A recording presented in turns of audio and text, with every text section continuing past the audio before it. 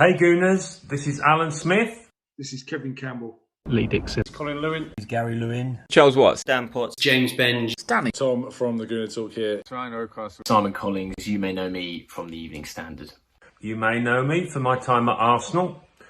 You may know me from Arsenal or even the Hybrid Squad. I'm a Birdcat Wonderland. Being that physio sat on the bench next to Arsenal with my rubber gloves on. The former Arsenal physio. The Emirates press box, from writing, from Twitter. From goal.com, from Twitter, from YouTube. Football is the beautiful game and it brings us all together. Sometimes there are things even more important than wins and losses. And yes, even transfers. Every 30 seconds, someone in this world gets diagnosed with blood cancer. The Leukemia and Lymphoma Society works towards curing blood cancers and provides support to families currently dealing with these diseases. Gooners vs Cancer was started in 2017 by a lifelong Gooner who lost his father to leukemia way too young. Since 2017, Gooners v Cancer has raised over $75,000 for the Leukemia and Lymphoma Society. And we need your help to keep the fundraising going in this year's campaign. Every donation helps. Every donation helps. Every donation helps. Every donation helps. No matter the size. And every donation enters you into the Gooner raffle, where you have a great chance to win amazing Arsenal prizes, including game tickets, stadium tours, signed men and women's shirts, and maybe a retro signed shirt by yours truly, Lee Dixon. Me, yours truly. Yours truly, Super Kev Campbell. So much more. It's easy to take part. Just go to www.goonersvcancer.com and donate directly to the charity. Pick the raffle prizes you want to enter to win, and wait for the drawings at the end of the campaign. Again, that's www.goonersversuscancer.com. We all know that victory grows out of harmony. Victory grows out of harmony. Victory grows out of harmony. With your help, we'll be victorious against blood cancer once and for all. Thank you for your support. Thank you for your support. Thank you for your support. Thanks for your support. Thanks for your support. Thank you for your support. Hello and welcome to Not Another Arsenal Podcast, aka the Lucas Podolski of Arsenal Podcast. My name is Mikey Herz, your host, and today we are live, but not on a regular podcast. We are live on the Gooner Podcast, representing, showing up once again, 3rd year in a row. Magic Mike, he has a soft spot for friends in low places. And fortunately for us, we made the list, boys. We get to go prime time. Mike, how are you doing, sir? I am doing fantastic. We are at the beginning of hour number 10. And I have not felt the need to reach into my cooler of tricks and pull out one sugar-free Red Bull yet. Because the adrenaline of having the types of guests that we've had on, of the prize draws, of everything working so well so far, is doing everything for me. So I'm feeling fantastic. I've got my snacks. I'm eating some Parm crisps right here, little crispy things of complete cheese. There's no bread, no crackers. I got my Gatorade Zero, and I'm loving life right now. That makes me feel horrible, Mike, because I'm only on hour 2 and I'm already drinking Red Bull. And I already had a beer or two. But you have 49 kids, and so you're drinking. Wait, you're drinking Red Bull in one hand and beer in the other hand? No. I did the beer first, then I transitioned to Red Bull, and then I'm gonna water myself down and just be sober for the rest. But I did need the kick of caffeine because it's going to be late for me here. Not that I'm complaining about my schedule, comparing it to yours, Mike, but it is going to get a little late for me over here in California, and I need to make sure that I'm wide awake and ready for this. But the podcast beer, it's a NAAP exclusive thing, Mike. We do not podcast without alcohol because I need an excuse. I'm going to break that rule. I'm going to break that rule because if I have the alcohol that I would like to have, and frankly, the last time I appeared on your podcast, the alcohol that I had, that almost broke up our friendship permanently, then I would not be able to make it through the 27 hours. But I do want to just say before we go around, and I'm sure, Mike, you're going to introduce everybody, that we have a higher than normal viewership right now, which is fantastic. Thanks to all of the people that have helped to promote our pod. Thanks to all of that. And I honestly will tell you that the chemistry and the banter and and frankly the knowledge of these four gentlemen, well, three of them anyway, are is second to none. They're a fantastic podcast. They're on very, very late in Europe, which is one reason why they're criminally underfollowed. But check, this is an audition, not an audition, but an opportunity for you to see how good these guys are, because it's funny, it's good, there's knowledge, it's a perfect mix, a great panel, and this is not a favor. This is an honor for me to be able to have you guys on this. So, Mike, you are too kind. Let's kick on, get the introductions continuing. My right hand man, the man that always starts off with the starting 11, that I bother him time in, time out. Not only 38 times a season, but more now that we're doing a little preview podcast. Chris, how's it going, man? What's going on, Mikey? I'm good. It's not so late here, 9:15. When you said it was late there, it's 7:15, Mike. Like I'm just old and tired with all the children. That's all. I'd say 49 children are wearing you out. No, it's good to be here, Mike. Magic, thanks for having us back a second year. Last year was a blast. I think we had like 1.5 people join during our slot, which was great. Nice to see 90 plus. That's amazing in terms of the amount of turnout and support for what you're doing. And hope we can make this fun. I know you said that you hadn't had to dig into your stash of Red Bull yet. Well, we call our podcast NAAP. So you might need it for this next 2 hours. Now's the time. Now's the time. It's time to get real deep in the bag, Magic. I mean, we got deep. Hers and I will do about a 15-minute side jaunt on Serie A stuff from like 2 or 3 seasons ago. That's your chance. I'll slide in with a little Argentinian domestic league stuff, and then you see Magic just go this straight down. Oh no, I'll talk some Arsenal de Sarandí if you want. I mean, come on. I like that. I like that. And once again, bringing back the only Frenchman that I actually love in this world, Sebby. How are you doing, sir? Good. Nice to see you all. I haven't been around. I've been on vacation for 3 weeks. So it's like the first time podcasting in a while for me. But nice to see you, Mikey. Thank you for having us. And it's an honor to be here with you 4 gentlemen. Always glad to have you on. And last but not least, Kelly. What's up, Mr. Herz? Yeah, we're doing this thing again. We're going to see what our retention rate is here. I'm going to trust that everybody's going to go and spread the word, and everybody's going to come piling in. We'll hit triple digits as we do the overnight. But it's nice to see that, because we are the American podcast for the overnight second and third shift European Gunners. So, yes. We scratch a very particular itch in podcast world, but it's nice to see some of our regulars there too. Looks like BX Gunners out there. FC's probably in there. So some of our regulars are going to be in here too. So guys, make sure to say the same funny shit you say during our normal podcast so we can get you pumped up on here too. Don't worry. Dean's like 5 comments in already. Yeah, Dean, he doesn't hold back. He was already bantering me in the other live stream that we were at with LaGrove. So I expect nothing more from our dear listeners. All right, boys, we're going to jump in. Mike, I'll leave you last. And if you feel the need to participate, by all means, go in. You can participate throughout the agreeing and disagreeing that we're going to do. I understand that your schedule has been slightly busy, more or less. The last I'm basically working like 20 hours a day on preparing this podcast for the last week, and I got a text from Mike Herz yesterday that says, "Here, I'm going to give you some homework to do for the NAAP segment."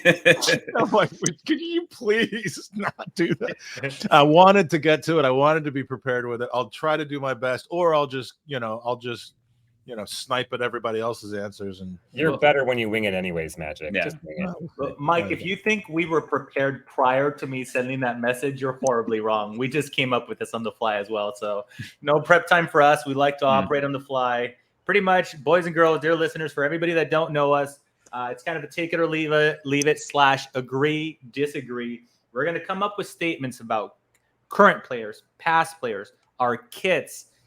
Chris, what's that fancy S word that you use? Our kids? Why not, Mike? Oh, I thought we're talking about our kids. Well, he has 47 of them, so I'm gonna need an extra hour. My take it or leave it is that Bernard is the stupidest name for a child.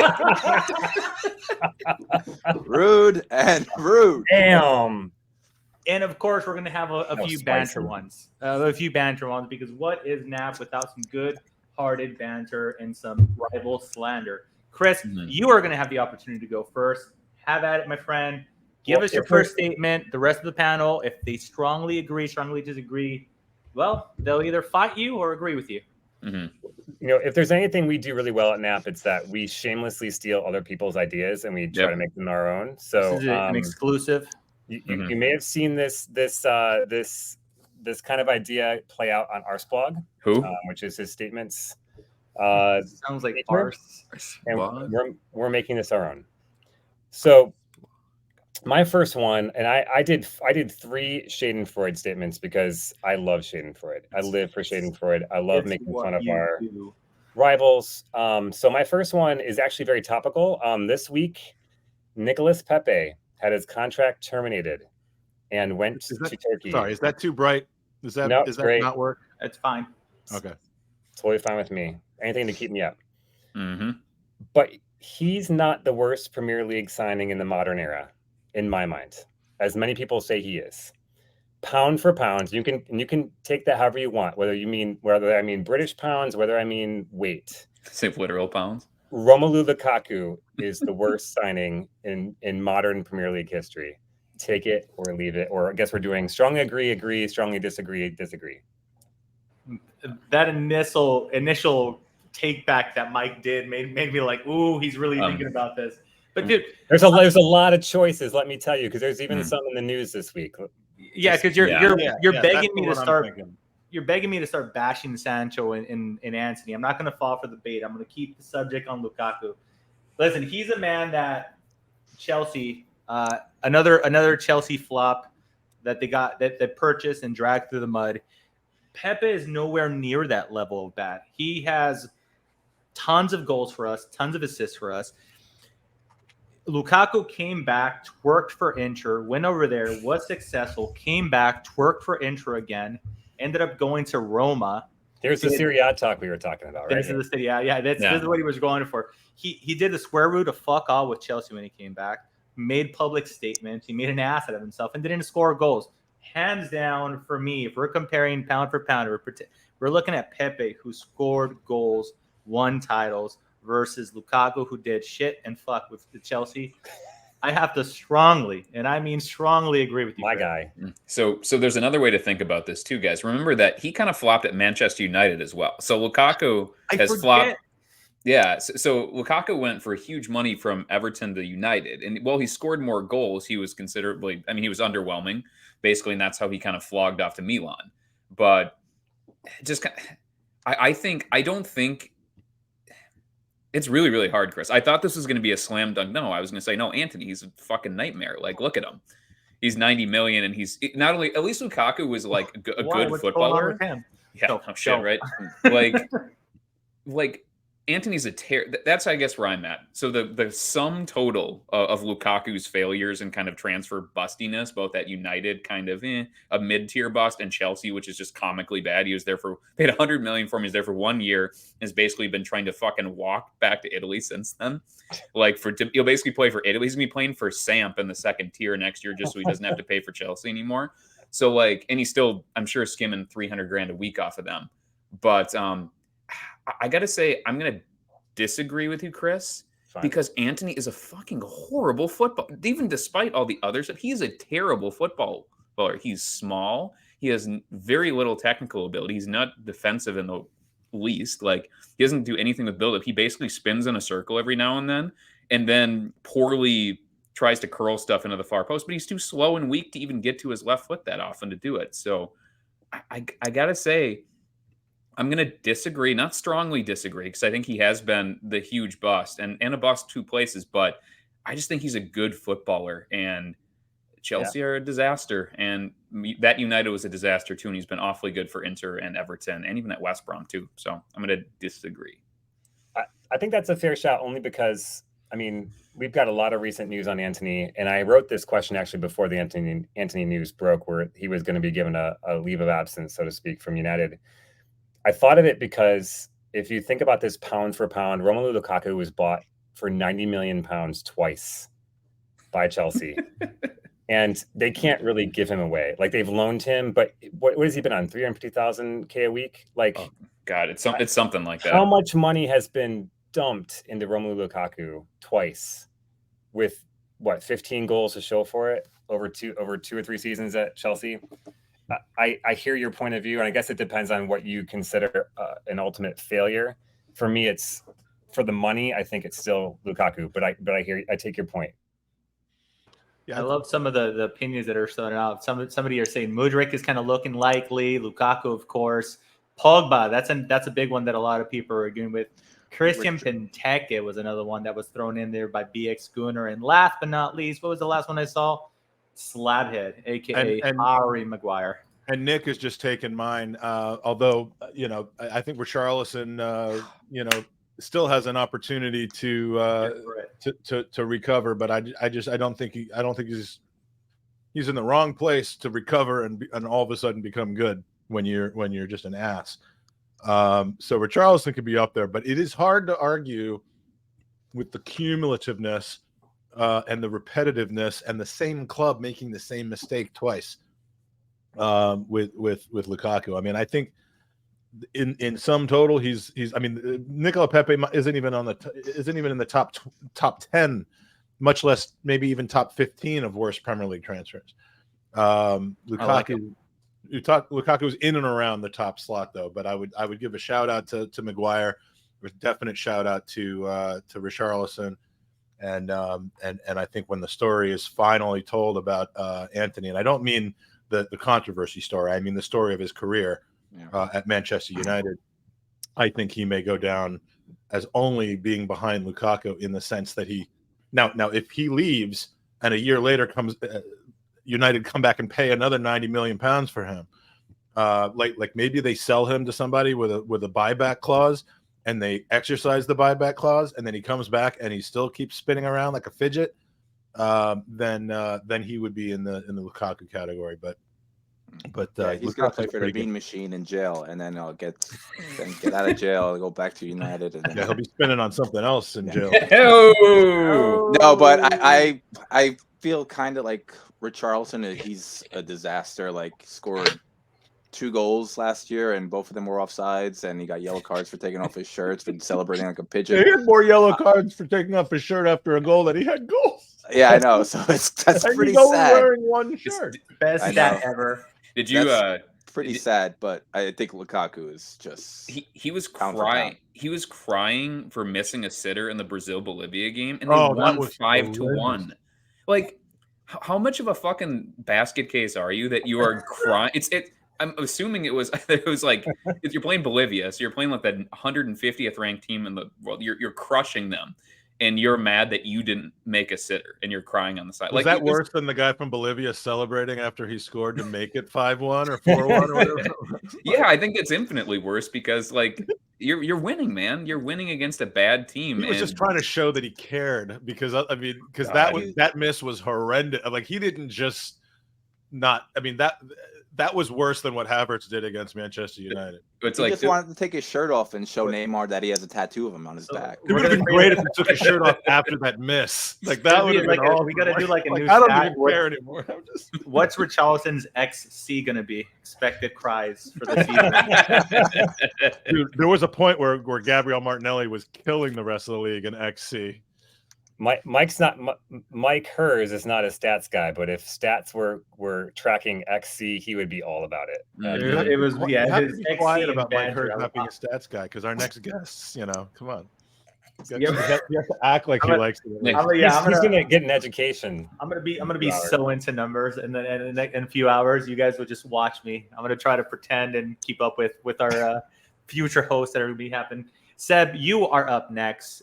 Coming in hot. I'm looking at what you're about to say. What am I saying? Oh. Saka to be a future, as Mike likes to say, Ballon d'Or winner. No, it's Andy that says Ballion. Oh, Ballion d'Or. I got you guys confused sometimes. Sorry. I'm the handsome one. I'm the thin one. The thin one. You're the thin one now. Yeah, so Saka to be a future Ballon d'Or winner. Agree or disagree? Wow. Nobody wants to be the guy that jumps. I can do it. Is he being transferred to Barcelona? The king of unpopular opinions. Here we go. Strongly disagree. Boom. Same more. So carry yourself. He plays as a winger who's never going to have like the super high volume stuff. So like if you play for Real Madrid or Barca, you play about half of the teams that are effectively like League One level. So you have teams that you can just absolutely obliterate, and then you have the kind of gravitas to sweep through Europe, and you're almost always going to go to like the quarters and everything. And just a lot of reputation stuff too. I mean, Thierry Henry did not win the Ballon d'Or when he was quite clearly the best player in the world, had unbelievable statistics both domestically and in Europe.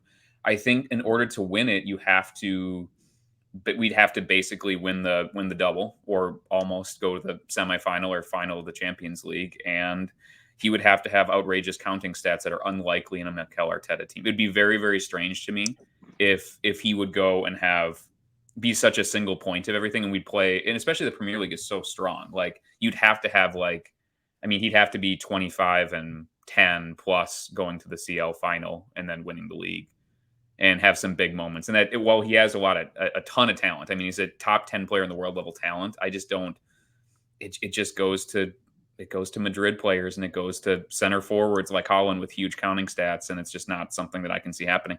If Haaland doesn't win this year, then no one in the Premier League will ever win again. I have to agree. Somebody pointed out, like, if Salah didn't win it with the season that he had, seriously, I don't know. We often say it on NAAP that what type of PR, what kind of color hair does Martinelli have to dye his hair and cut his hair in order to get a little bit of love? No, because Vinicius Jr., I mean, oh my God, he's a good player, but fuck, yeah, they don't even put Martinelli in the conversation, and he's being called up for Brazil, and he performed well in the World Cup, and they don't even talk. They talk about Richarlison more somehow, but when you are a Madrid/Barcelona player and you get to score 4 goals a game versus Getafe and Levante, it just makes you look like a world beater. And I think they have a lot of popularity, which ultimately what I think this Ballon d'Or is. Yeah. They have popularity on their hands, and I think that what keeps a lot of Premier League players from winning it, not exclusively Saka. So, yeah, I could see Mbappe going to Madrid and start winning it more so than Haaland. Here's a blind guess too, Mikey. Guess how many La Liga goals Vinicius had last year for being considered one of the best players in the world. Wasn't it sub 10? 8. Was 8? Everybody gonna guess? Oh, this is good 9. content, guys. 12. He had 10 league goals. Wow. There you go. Yeah. Total. And so in 33 matches. So like Saka had more domestic goals, and there's no way he'd be considered. Martinelli had more in a more difficult domestic league, and they don't care. It's just Real Madrid, Barcelona, hype people, fucking he did it with flair. FIFA douchebaggery. Yeah. Imagine Bukayo Saka getting to run at Getafe's left back for an entire match, how many goals he's scoring. But More it's just the politics and the hype machine just ain't there. Just this is a hot take that I was gonna say for the end. I'll just say it now. Is it hot or spicy? Well, I didn't watch the last completely segment, different but I'm things. sure that would have fit in. Just watch Messi get a shout for Ballon d'Or this year, playing for Inter Miami. Just watch the hype machine around Messi, and then Mike is gonna love this take. Because So you mean the next Ballon d'Or, because the one we're about to find out the winner for is from last year, which will be Messi. Among yes, the one after I'm gonna this. clip After this one. I'm gonna clip all of us saying Saka's not gonna win it when he's lifting the Oh God, I'd love to be wrong about Please that. do. I'm not saying that. Saka wins the balloon. I can see England winning the Euros and then Arsenal going deep in the Champions League. But And then he might have a good shout. How is he going to overtake Harry Maguire if England win the Euros? Perpetual Wearing the England basket starter. will be All right. Maguire scores the Thanks winning for crushing penalty. that for me, Kelly. Thank you. Seb, are you going to say agree then? Is that what I'm hearing? I could see it. If that scenario, like England do well in the win the Euros, and then Arsenal do well in the league, win the league, or go deep into the Champions League. I could see Saka, Starboy, getting the Ballon d'Or for sure. See, You I guys think have a I'm lot with. of faith. I think I'm at disagree for all the points that have been raised. I think the other one is that for as long as Saka's at Arsenal, we don't play hero ball. Mm-hmm. We don't have a guy who is going to routinely get 20 plus goals. We spread goals around as we saw last season. We had 4 players that scored between 10 and 15 goals. I just don't know that we're going to get the kind of output from a single player like Saka. in a single year for him to catapult those stats above anybody else's. And let's be honest, Ballon d'Or is a popularity contest plus stats. And if you don't have both of those things, you can't win it. And I just don't know that he's going to get both, unfortunately. So do you think, because the Messi Ronaldo popularity era is pretty much at an end after this one, right? Correct. Yeah. Unless, Chris, you're saying that he might win it next year. They'll still give it to Messi somehow. Yeah. You know? So he'll get 8 goals against Nashville FC, and all of a sudden. So do you think it's the next two, like popularity, the fanboy armies are going to be Mbappe and Holland? Is that what you think? They'll be. I mean, yeah, the they'll next be 10 good years is going to be those two guys. And Vinicius will probably be up there as well, but he's got to have the output as well. You can't just score 12 goals. If Mbappe does go to Real Madrid, I think Vinicius's shine will go down a bit. It's going to be all about Mbappe. Here's what I would say to him. Here's what I would say. Even with Real Madrid, and we're talking about English players, Jude Bellingham has a better chance of winning Ballon d'Or than Saka. Yeah, because he plays for Madrid. Because he plays for Madrid. He's a wonderful footballer, by the way. He'd be deserving if he wins it. If he plays that way. He will have the output because he's scoring against even versus like Dortmund. He just doesn't have to worry about the back door at all because it's fucking Spain. You have like eight meaningful domestic fixtures every single year that determine league position, basically, and then you just beat the shit out of everybody else. So, yeah, like. He could win, but he has the hype. He already has the internet hype and all the fanboys now because he plays for Madrid. That's why. So anyway, the only way that Saka wins it is if he changes his name to Pavel Nedved. Let's just be honest. Oh God, what a fucking joke! That's a stupid way. Well, listen, that's why I could see it happening. Like he won it. Whatever. You know who the last English that's player? One of the biggest robberies of all time. I do. The last English player to win the Ballon d'Or. Yeah, Michael Owen. And before him, he won 2 actually, back to back. Wow, that's great. Not best. Kevin Keegan. Wow, going to the Wayback Machine for that. And look, I just looked that up. I'm not. I was just born. I don't remember that at all. Good. Which means the rest of us weren't even born. So. Renowned Kevin Keegan I was Magic Mike. 2 years old. Yeah, of course, Soph knew. Sebby, Kelly, and I were born, and Mike was 20. And we're more or less. That's what I'm going to go with. All right, Kelly, I'm going to ask you to get a little bit more specific with yours because I saw what you're going to go for. Can you give us a time frame when you mention it as well, so we could have a little bit more fun? I guess the smaller the time frame, the spicier it gets, if you will. Mikey? Do you want me to go with this? My very, very short, servicing my own opinion here, or do you want me to jump to my second one if we don't have time to do all of them? Okay, go with the second one because the first one for the very few people that we have the crossover that have heard this spill once or twice on NAAP. So go ahead and jump onto your second one, dude. So basically, I said within the next 3 years, there won't be talk of Super League because the Premier League is effectively going to be the European Super League. And in addition to that, the championship is going to be pushing to be basically a fringe elite domestic competition and be by far the best second tier in the world. So basically, we are going to see elite level players that are coming out of the top tier of France and Italy and are playing in the championship specifically. And we're going to have enough parachuting down and bouncing back and forth that you're going to have really, really high level players on 6-figure wages bought to be playing in the championship. So again, we're already we're starting to see it, but the bottom of the Premier League will have wages and transfer fees consummate to the best clubs in other countries, and the championship will shimmy up there, and it'll be a near elite competition. Only one thing that concerns me about that, and that is the stadiums that a lot of those teams in the championship play in. I mean, TV money will always trump the gate. Yeah, but those teams, in order for them to spend the kind of money that they need to, the TV money for the championships got to be absolutely enormous because while you do have places like Hillsborough that could take a lot of people in it from Sheffield Wednesday, you also have grounds like Luton Town and others who just cannot support that. Bournemouth. I mean, Bournemouth, one of the bigger ones, probably in the championship. They're just really woefully small in the.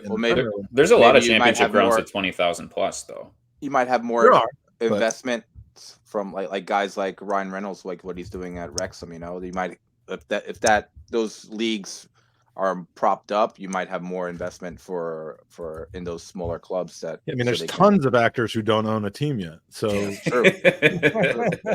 what other superheroes? Mikey, maybe you want to buy a team one day. Okay, yeah. Iron Man bias. So for example, like again, this is just me hobby horsing a little bit, but Blackburn has 31,000, Bristol 27,000, Cardiff 33,000, Coventry 32,000, Leeds almost 40,000. Burton Albion.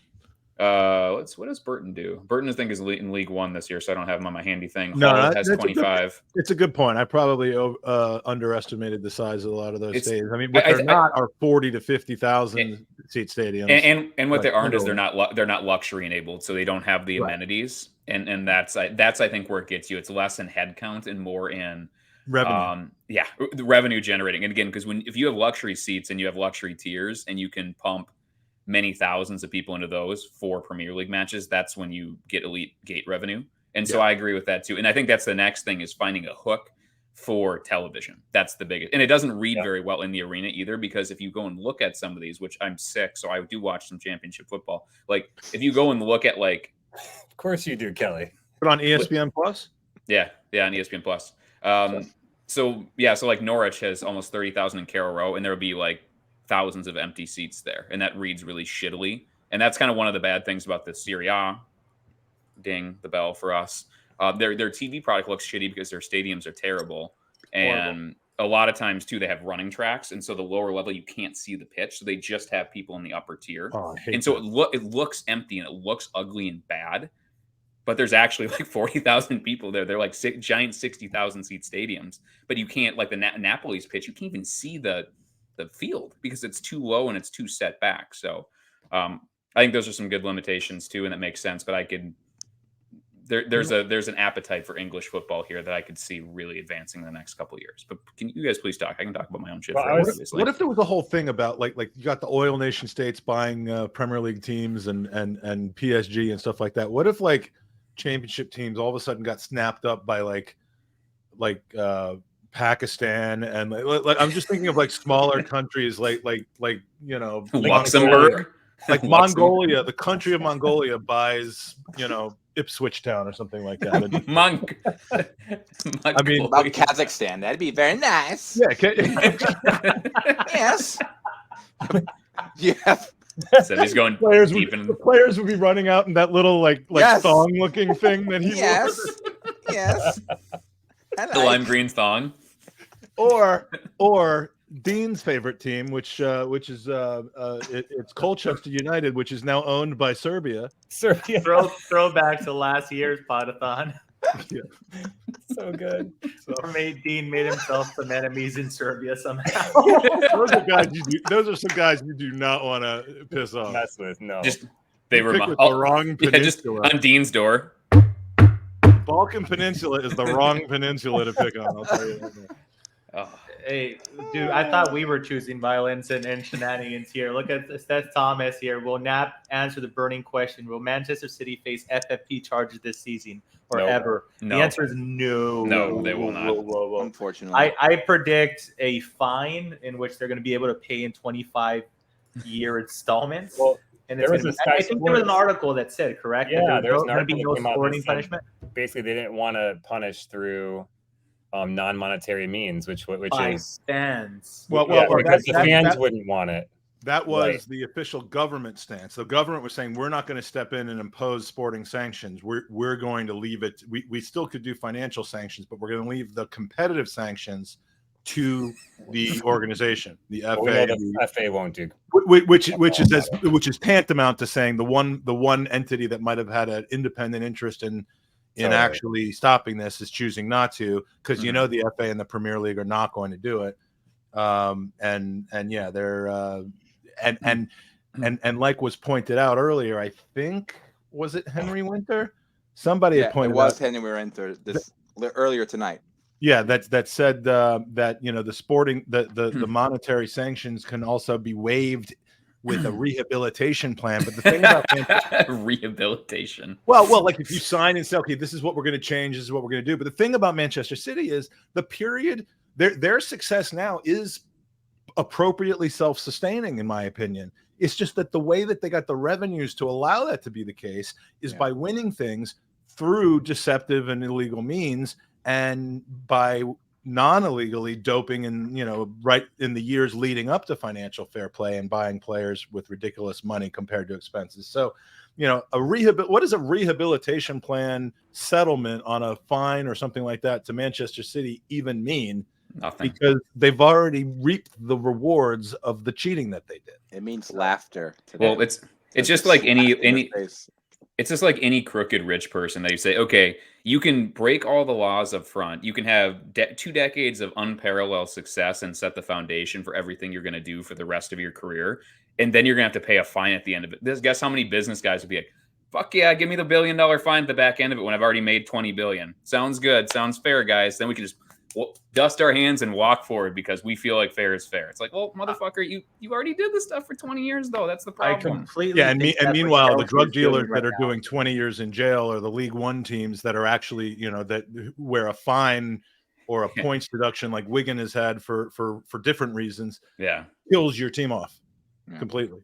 Yeah, and those are the supporters that get absolutely screwed, and the people who genuinely care that get just absolutely buried. And then it's we're propping up a bunch of internet douchebags that are under 25 from that every ass crack of the world that claims to be Manchester, like the Manchester City Abbey Bros from everywhere. That's who we're propping up on the internet for some reason, and it's really, really frustrating. And I'm saying that I'm from America, so it's not like I don't live in Highbury Square or anything like certain people here. Oh, excuse me.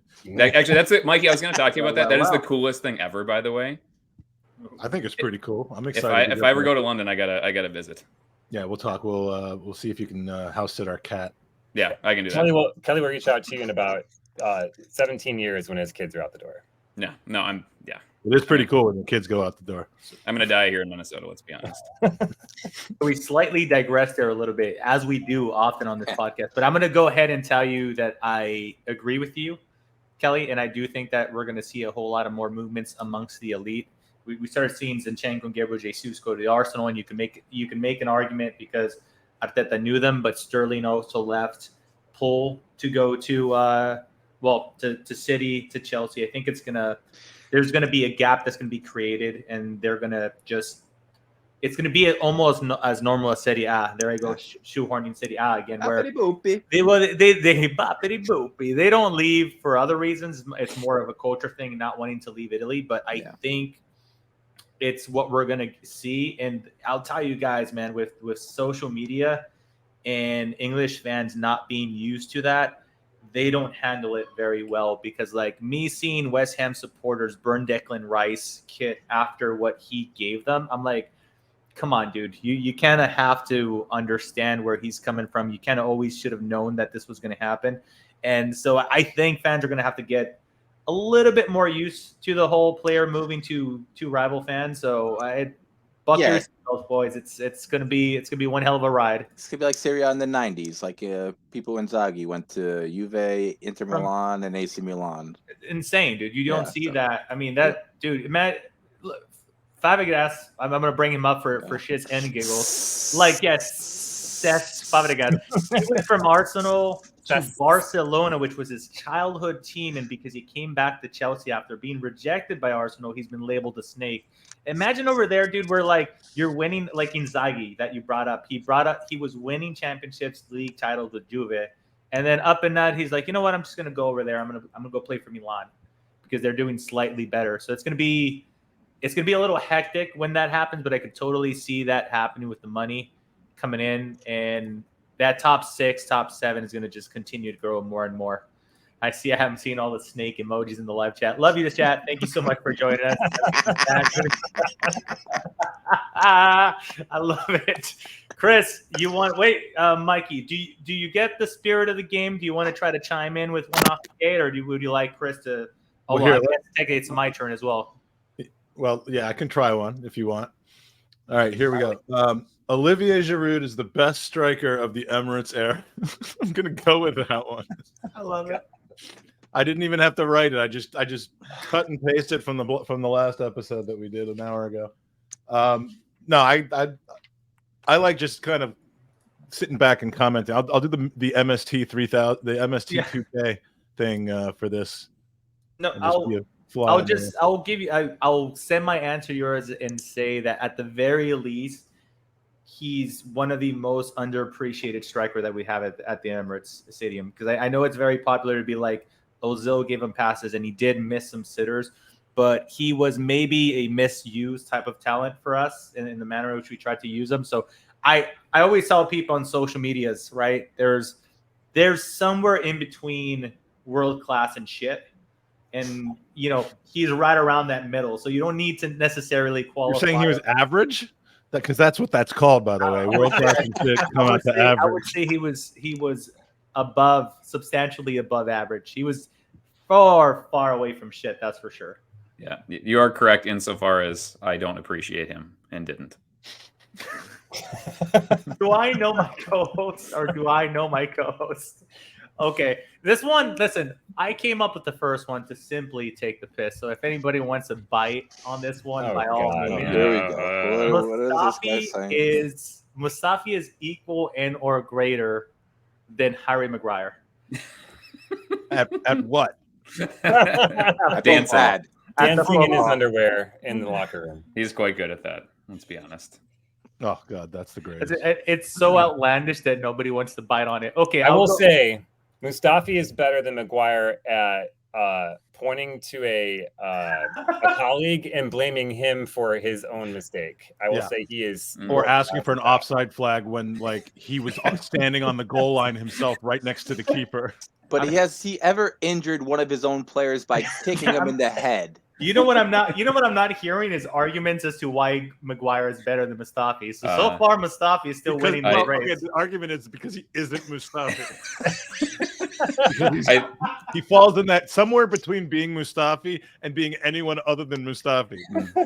I think the best observation about Mustafi is from Arsenal Vision, where they said that he was just the biggest coward ever, where he looked for the quickest way to escape every situation. Basically, whenever the temperature got turned up, he just dove out of the way, did something crazy because he just could not handle making rational professional decisions. It was nothing to do with his technical or physical ability. He wasn't very big, but he was really a prolific header of the ball, won a lot of aerial duels, had good technique on both his feet, was totally fast enough. He was just, his brain didn't work when pressure turned on. He just totally lost his head and he never fucking got it back. Do you remember a couple of weeks ago, maybe it was the Palace game, that when Saliba made that incredible last ditch tackle, hooked the ball away, got the ball first, the man went down, but it was an incredible play. Imagine Mustafi running behind that dude and what was I love that. Like the permutations and the angles that are going on in his head about when should I dive? How should I do it? It's should the I do it? Simpsons meme with the monkey going like this. That's what's going on. I mean, yeah. Excuse me, has Harry Maguire won a World Cup lately? Nope. Okay, then I rest. He's the worst player to ever win a World Cup, Mustafi. The worst player to ever win. That's actually a great piece of homework for everybody listening. Find the worst player that you can believe actually won a World Cup. Everybody. Christophe Dugarry. Go. Christophe Dugarry, 1998 France. He was fucking dog shit. I mean, I don't like has one Chelsea. immediately. I don't like Chelsea, so I might go with Enzo Fernandez, even though I know I'm being a little hyper. I'm just absolutely taking the piss on that one. So. Mike, has anybody articulated to us what Enzo Fernandez does that makes him worth even 50 million? It's he's just a fucking guy. Didn't he?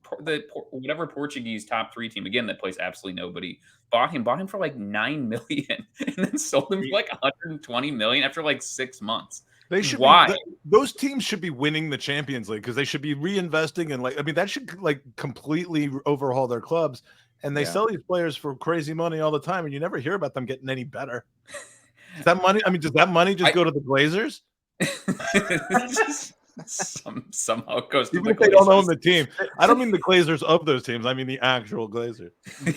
My question went over exactly how I was expecting it to be over. So we're truly hitting the spirit of this game, which is what I wanted to. Yeah. Chris, once more, again, just taking the absolute piss out of a rival, which is what you do. I'm not convinced that you have a full-time job other than taking the piss out of rivals. So you are just really good. I'm just really efficient in my actual full-time job, so I can carve out like 3 hours a day to just fight with all sorts of. You're like the Erling Haaland of taking the piss, where it's just like you don't need a lot of chances. You just The counting stats are because of how efficient you are. You get a chance, you take it. He's so good at taking the piss. He has to wear an adult diaper. Kind of like you tonight, Mikey. So we got XC for expected crying, and we got XTP for expected taking the piss. All right, go ahead, Chris. I'm gonna skip my second one because I don't want to get booed off the pod too early. Second one. I'm gonna go with my third one, and then I'll come back to that one if we have time. So this one's around fan bases. We all love rival fan bases, and I'm gonna say that Chelsea have the absolute worst fan base in the Premier League. Chelsea have the absolute worst fan base in the Premier League. Strong. I gotta jump in this one. Strongly agree.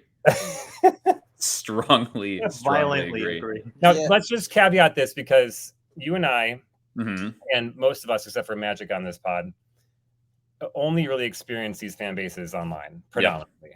So this is for most of us exclusively an online phenomenon. But yeah, go ahead, keep talking. So online, I think because of the timing of their success and how that coalesces very, very nicely with the advent of internet chat rooms and evolving into social media, there's a lot of people that didn't know that football existed before Chelsea was really good. And they think the type of people who are under 30 and think Jose Mourinho is hilarious and think that John Terry is the best footballer ever. Like they are deeply insufferable and totally unaware and non-acknowledging of what happened before then when they were just a sideshow, people parking their cars 10 yards off the pitch. So I think there's no humility. And there is a huge percentage of the online fan base that genuinely loves Roman Abramovich, and he is effectively a war criminal and a profiteer off the suffering of the oligarchs at the end of the Soviet. Like, he's a terrible, terrible person who set this horrible precedent and basically ruined transfer spending, or at least accelerated the deterioration of money and its significance in football, and just made it made football like a bunch of fucking gangsters. And he was the first one of those. So I think you underappreciate how crappy and destructive and acidic that hit their presence and their ascension into football greatness was. And in the type of people, at least online wise, that collected and appealed to are some of the most shameless, shallow, glory hungry, just kind of internet doofuses that you can possibly imagine. And it's festered more so because they found another saint of kind of crapulence in Todd Boehly, who comes in with no plan and astronomical amounts of money and is just a fucking clown. But they think that the spending of the money is what makes them great again. Even if they're not doing it well, even if they're ruining the careers of these players, even if they're operating in an unsustainable way that has the potential to ruin the game for clubs and people that want to do things properly, or as properly as can be done in the circumstances, they still find Todd Boehly swinging in there, buying 25 U-22 attackers with no plan for them at all, and think that it's great. They are the worst people because they are dumb and they are ignorant and they are so deluded of what they have and what they hold. I fucking hate them collectively.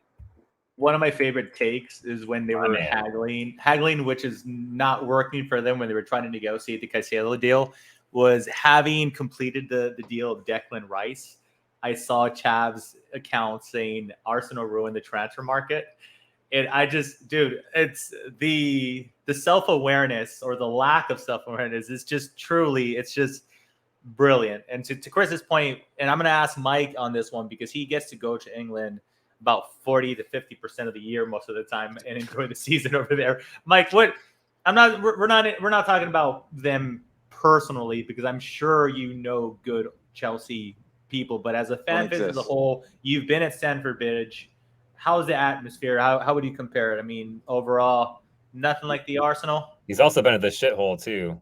Famously, he made a documentary there. So about their fans, which is why I'm surprised that there haven't been more people saying this. There's two ways of determining whether a fan base is shit, and one of them is, are you assholes? The others are you douches? And the two aren't. There's a Venn diagram of asshole and douche that does overlap, but I mean, as far as assholes, you know, the preponderance of social intolerance and just disgustingness entitledness that is completely undeserved, and the lack of knowledge of the own history of your club, then yeah, absolutely Chelsea. But I've got a soft spot for of hate for how absolutely unconscionably idiotic Spurs fans really are. And like you mentioned, Chris, I do have a video of I went undercover to a Europa Conference League game. God. At against Vitesse Arnhem. It was actually Antonio Conte's first game behind the bench for Spurs, and after having a few beverages before the half, I decided to do a secret podcast or a undercover podcast called what was it? The Undercover Yank, I think. The Independent Yank. The Independent Yank. There you go. Yes. A Yank comes to England, spends all his money going to 15 different grounds to try to find a team that will become his Premier League team. And my basic goal was to ask them why they followed, why you should be, why should I, the Independent Yank, the free agent of Arsenal of supporters for the Premier League, why should I choose Spurs? And literally, they could not explain it to me. But yet they were also very cocky that it was the lifestyle that was like no other lifestyle. And then of course as I am wanting to do, I asked them, why they were singing this Y word thing that they all seem to love, and they defended it to the hilt. None of the people I spoke to were Jewish, of course. I almost got my ass kicked because on the train on the way home, no one recognized you.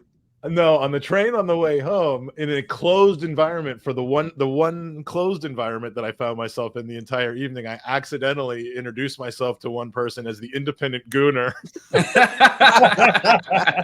And he thankfully was the only person on that train drunker than I was, because he didn't notice, no one else noticed. He's but yeah, it was between that and the other time I went to Tottenham Stadium, which was fortunately just in the away end for our victory last January. But dude coming, and I realize it's one person, it's not the entire fan base, but this guy comes down and kicks Ramsdale in the back after the game, and everyone helps him.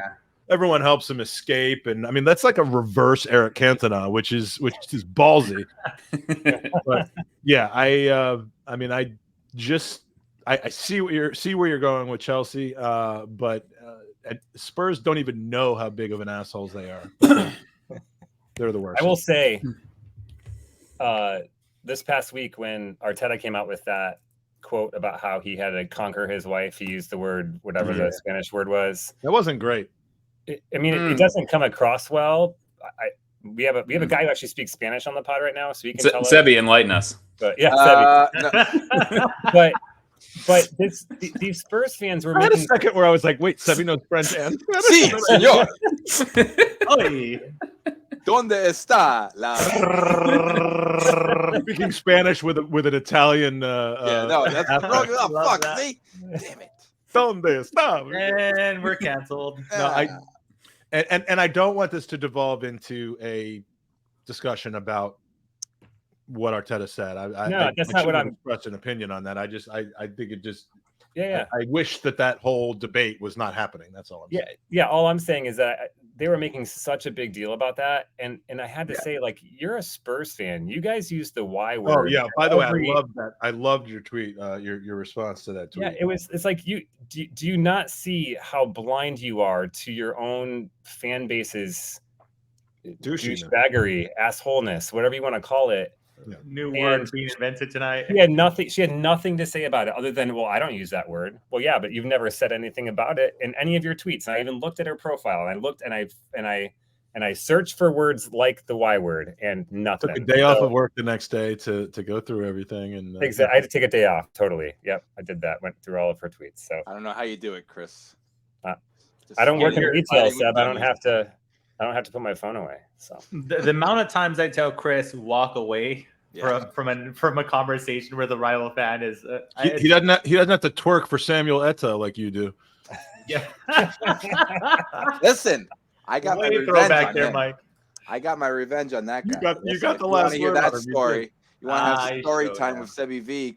Come follow us on the next episode of NAAP. Yeah, we're not giving away all the gold tonight, just on the charity podcast. You got it. The whole point of this is that you start watching the Gooners Pod and you start watching Not Another Arsenal podcast. In future episodes, Sebby will give that piece of gold away. Just show them a little bit of your G-string strap, Seb, not the whole thing.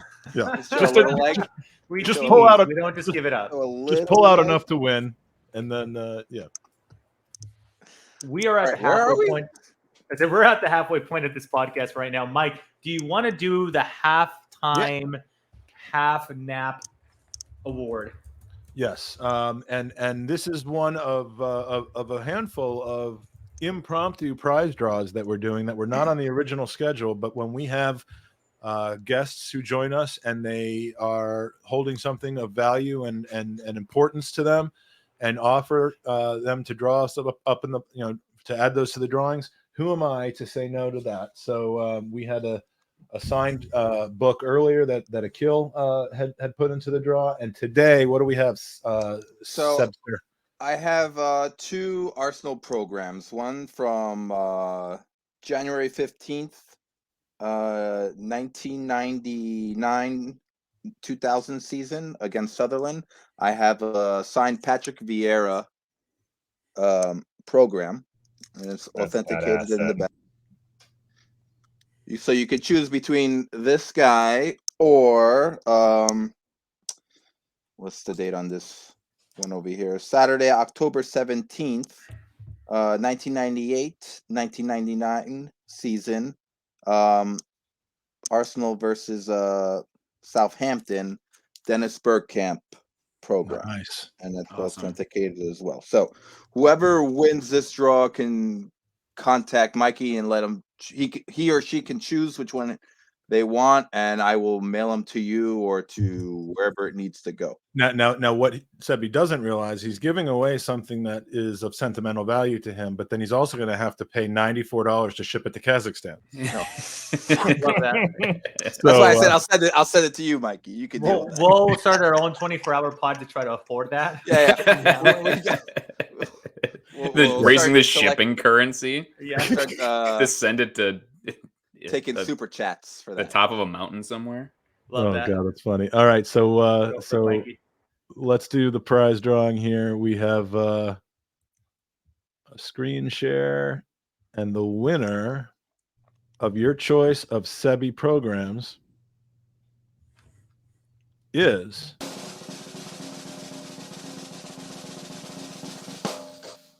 Bill Mader.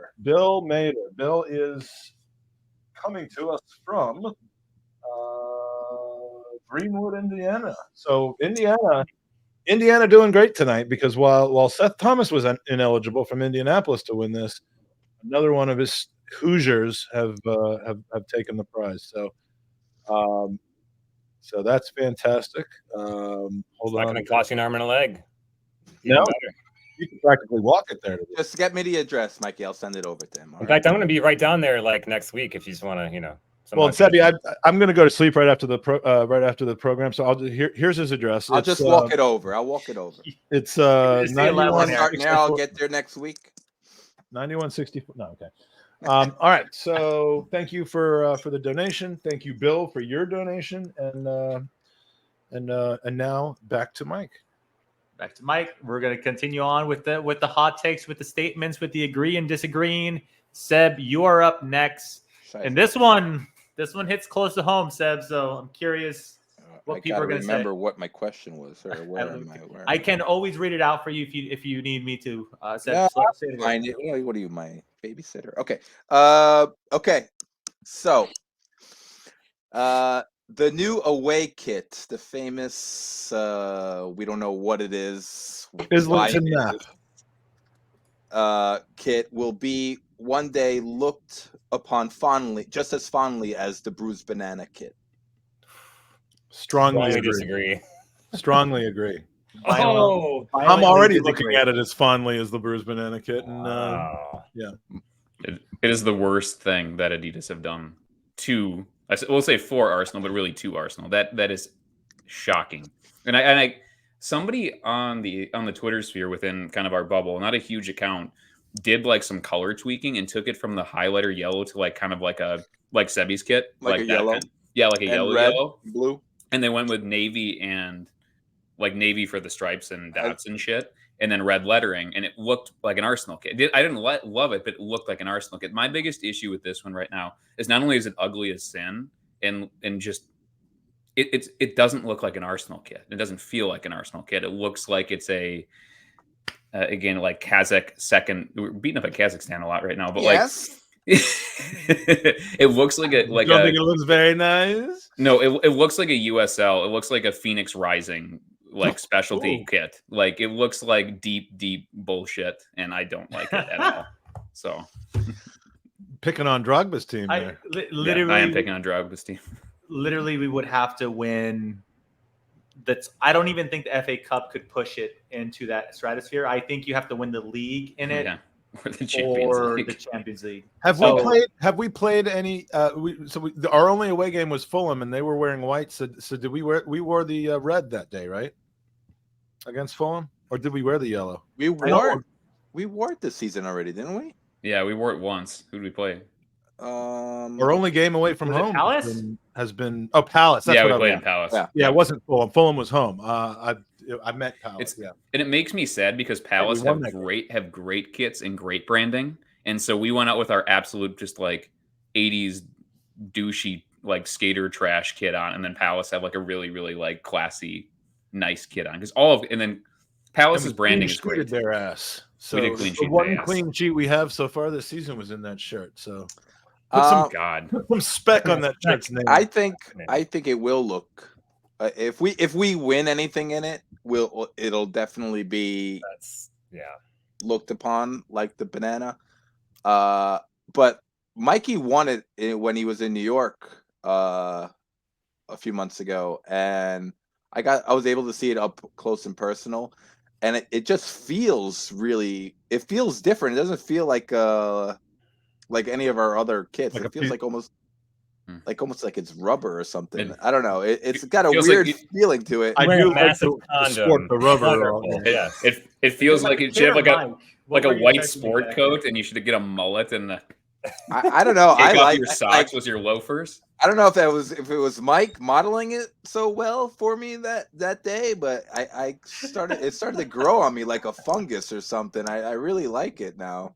See, I think you guys, I think you're right. If we win something significant in it, it will ultimately, there it is. There it is. It will ultimately be a cult hero of sorts in terms of kits, just like the Bruce Banana.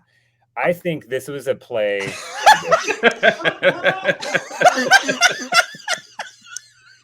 Yeah, strongly disagree.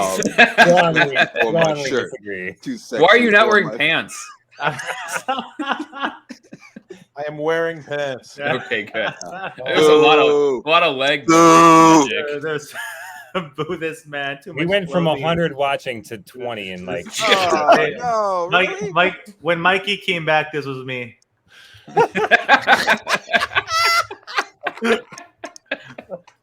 There's always an opportunity to use it, boys. Oh my god, that's nice. Hers, you sat on that beautifully too to tee it up. That was some good timing. For anybody who doesn't watch our show, we bring that freaking photo out like at least once a show, and it's just glorious. Oh my god! I can't believe that's thing in the world. I can't believe it's real, but it's 100% real. I still can't get over that. What?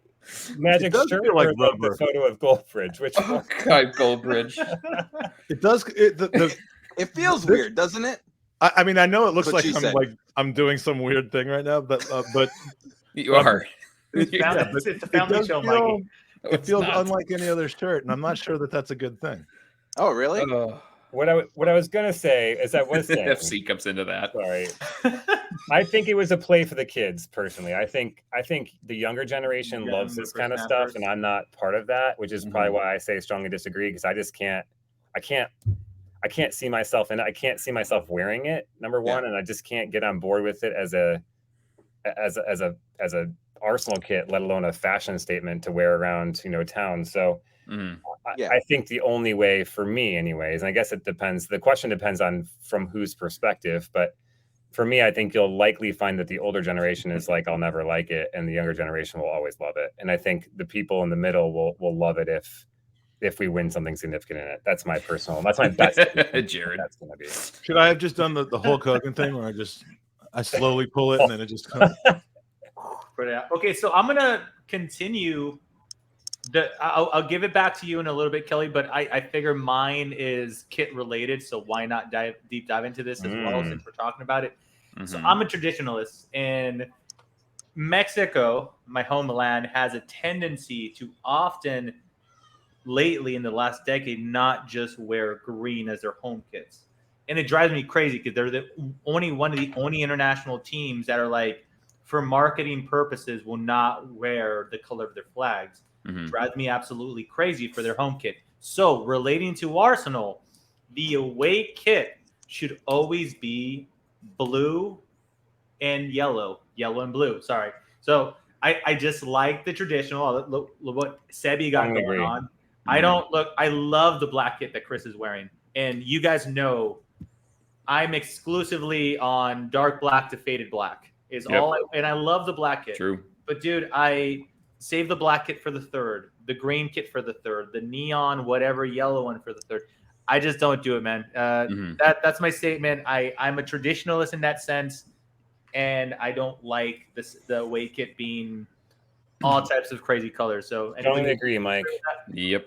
Strongly agree. And the black kit is the only exception to that rule because I'm wearing it right now. And it's like one of my favorite shirts. And I also love the pink shirt from last season, which was our third kit. And I love that they were both in the same season. Because I remember that I'm going to always remember last season fondly. And part of it that's going to remind me of that is these two kits. But outside of last season, I totally agree with you. I think the third kit is designed to be the one that you experiment with, that you go crazy with, and maybe do something a little out there with and see how it lands.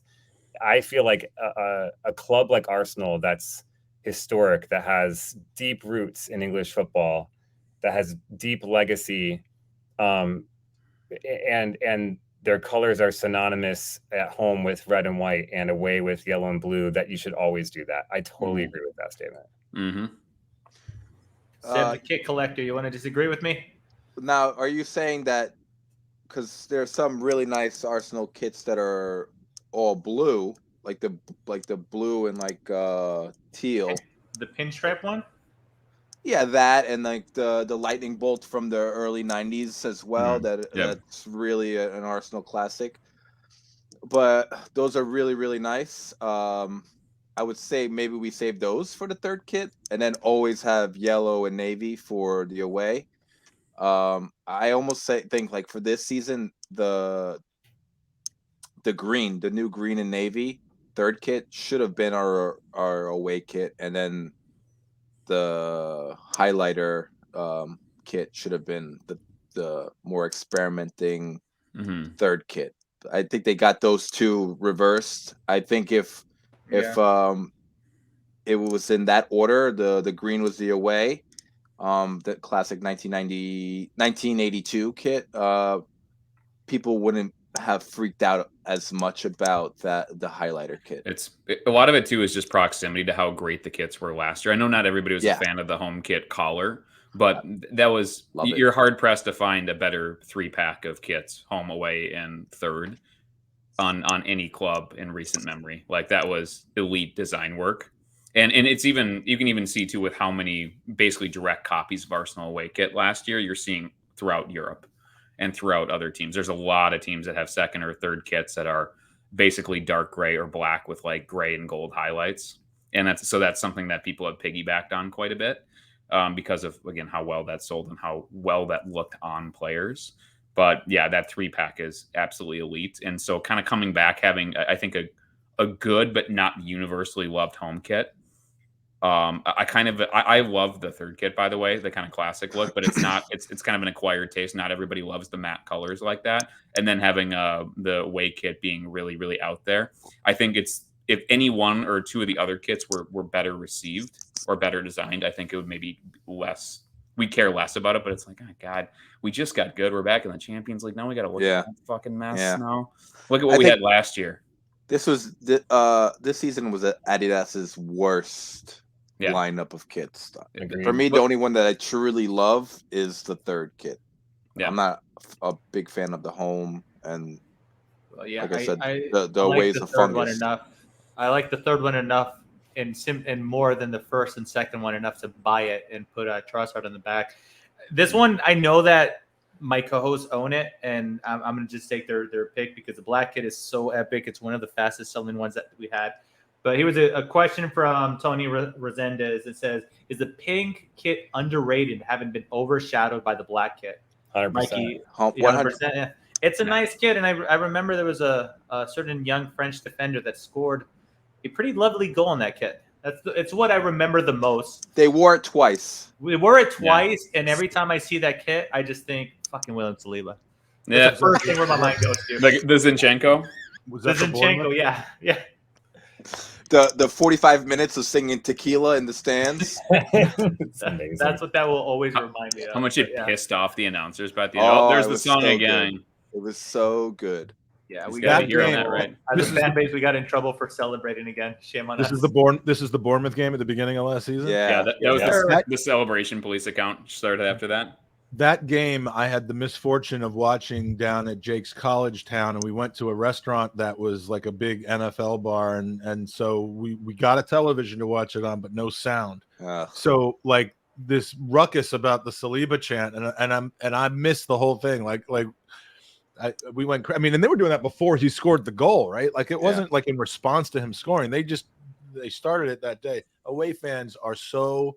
I mean, bucket list experience. And I know I'm saying something that, it's not exactly available to everybody. But if you find a way, you got to sit in an away end, because one of these games you're going to be part of something like that, and you can look back 10 years later and say that was the game when the Saliba chant started, and it's a really, really special experience. But my son started doing the Pee Wee Herman dance while he was watching that game.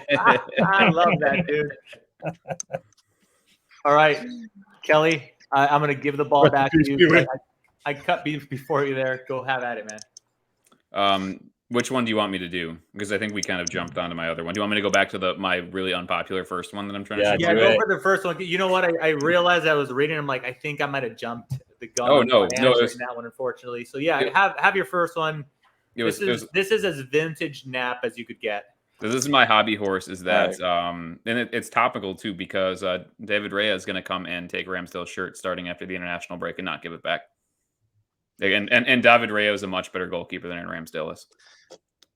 And you hate Aaron Ramsdale. I love Aaron Ramsdale. He's just not as good as David Raya or like 10 other goalkeepers in the Premier League. Kelly read that article that he wrote about a month ago, and just and threw the paper down and threw up. He's like, "This is some shit." Don't talk to me about your problems. That's how you're a man. You can act. What'd you say? You can act like a man. What's the matter with you?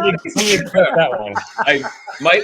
So hers does not get that reference. By the way, I'm not doing that. That is Vito Corleone they're referring to right there from The Godfather. Mike Hers doesn't know movies. To wedding. What's the matter with you? No, I don't believe in knowing Ramsdale.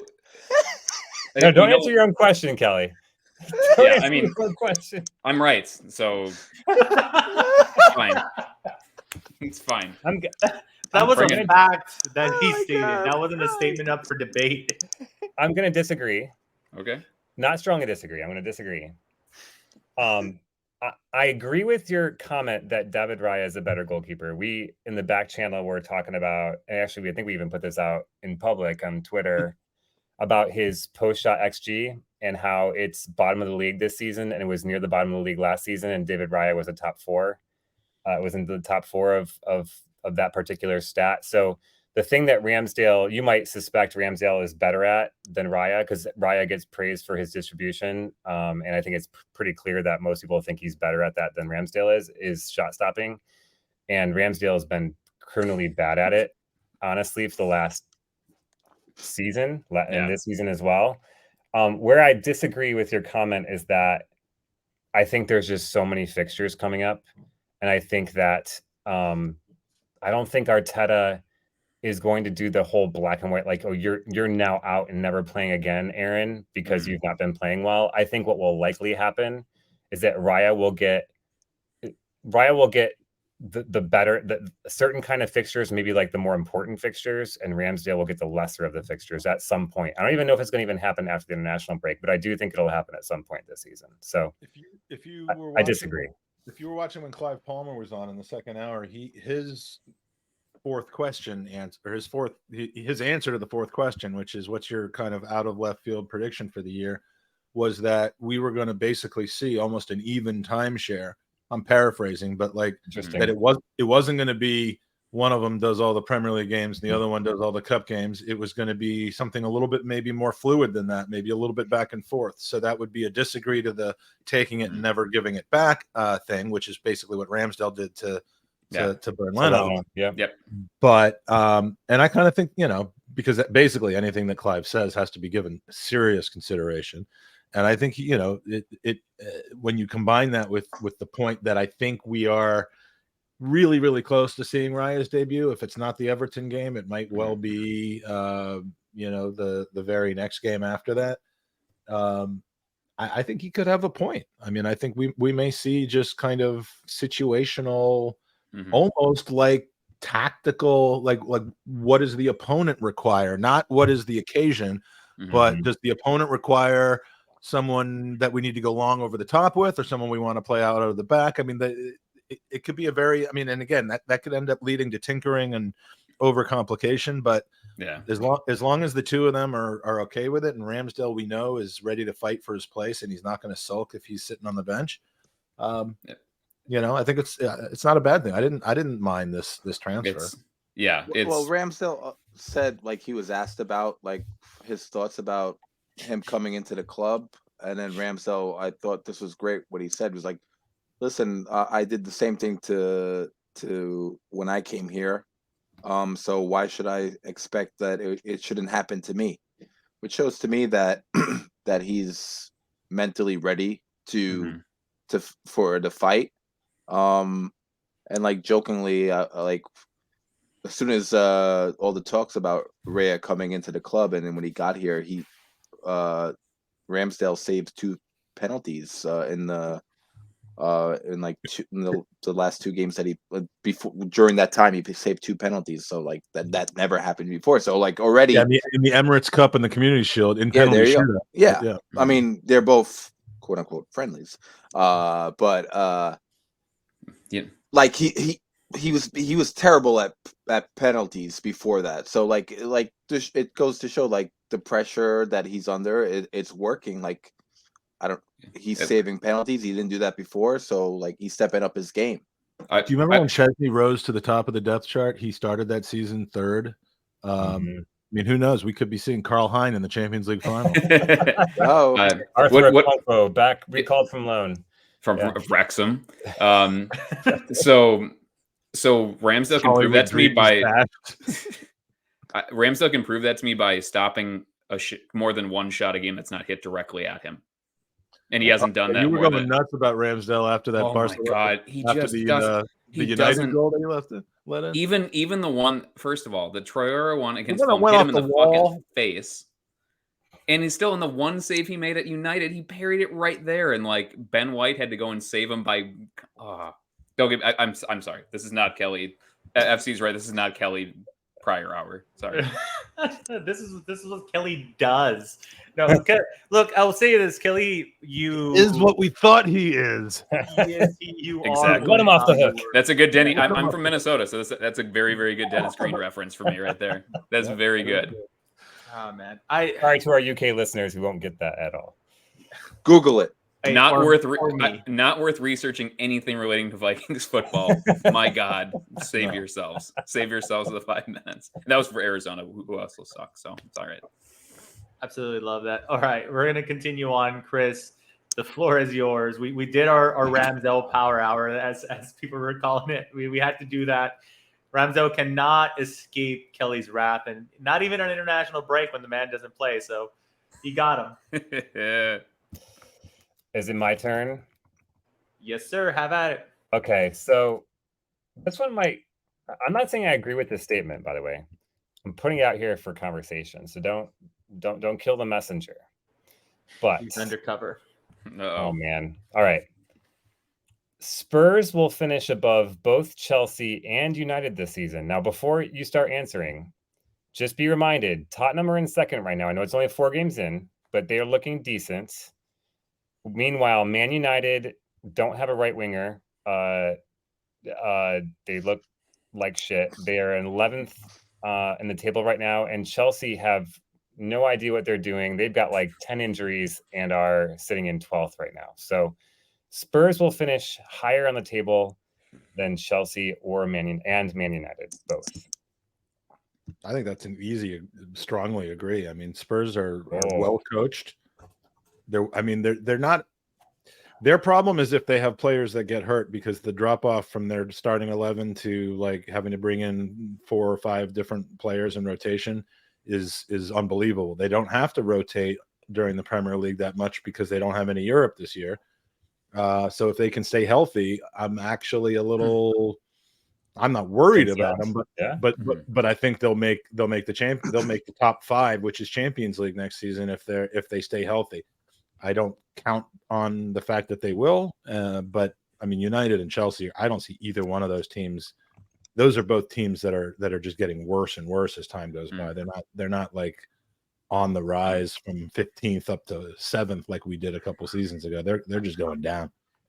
I disagree because United always squirms their way up there. It feels like they're like the cockroach of the top 4 right now, that no matter how bad they start, no matter how many bad runs they have, they always seem to somehow finish higher than they should. They're the cockroach of the Premier League. Yeah, like they're definitely the cockroach of the top 6. Share that with your dad, by the way, Zed. Yeah. Oh, man.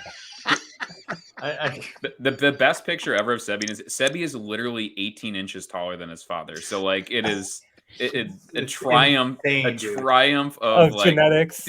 Was he not allowed to eat as a professional chef in France? Like I didn't realize you were related to Danny DeVito. That is so cool, man. Can you introduce me? It's like the movie Twins. But like in real life. Bernie DeVito. Listen, I drank a lot of milk as a kid. All right, what do you want? His mom's 14 feet tall, though. So did she. What? His mom plays the inaugural WNBA She had a thing for midgets.